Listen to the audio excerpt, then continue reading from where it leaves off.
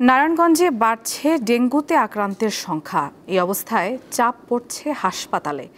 উপযুক্ত চিকিৎসা না পেয়ে অনেকে ভিড় করছেন রাজধানীতে। এডিস মশা বৃদ্ধির জন্য সিটি কর্পোরেশন ও জেলা প্রশাসনের উদাসীনতাকে দায়ী করছেন স্থানীয়রা।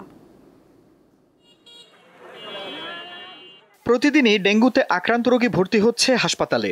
জ্বরের পাশাপাশি অনেকে মাথা ব্যথা, বমি ও শ্বাসকষ্টে ভুগছেন। নারায়ণগঞ্জ জেলা স্বাস্থ্য বিভাগের তথ্য মতে আগস্ট থেকে সেপ্টেম্বরের প্রথম সপ্তাহ পর্যন্ত ডেঙ্গুতে আক্রান্ত হয়েছে অন্তত ১৭৯ জন। নারায়ণগঞ্জের ৩০০ শয্যা ও ১০০ শয্যা জেনারেল হাসপাতাল ও উপজেলা স্বাস্থ্য কমপ্লেক্সগুলোতে ডেঙ্গু আক্রান্ত নারী ও পুরুষদের আলাদা ওয়ার্ডে চিকিৎসা দেওয়া হচ্ছে। বাচ্চা নিচে ভর্তি করছি, কিন্তু বাচ্চাদের ওয়ার্ডটা খুবই খারাপ। বাচ্চাদের ওয়ার্ডটা অনেক নোংরা। বাচ্চাদের ওয়ার্ডটা পরিষ্কার করলে মানে বাচ্চারা অনেক সুস্থ ফিল করবে।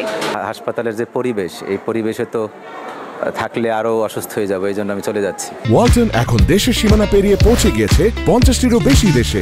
ওয়ালটন, ঘরে ঘরে বিশ্বজুড়ে। হাসপাতালগুলোতে প্রয়োজনীয় শয্যা নেই, আর সেবা নিয়ে রোগীদের রয়েছে নানা অভিযোগ।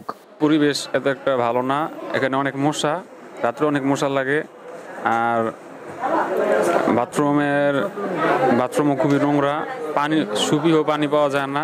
সিট না থাকার কারণে তারা ঢাকা পাঠিয়ে দিতেছে, রেফার করে দিতেছে, কিন্তু সবার পক্ষে তো ঢাকা যাওয়া সম্ভব না। আমরা চাই এখানেই আরো সিট বাড়ুক, আরো রুম সংখ্যা বাড়ুক।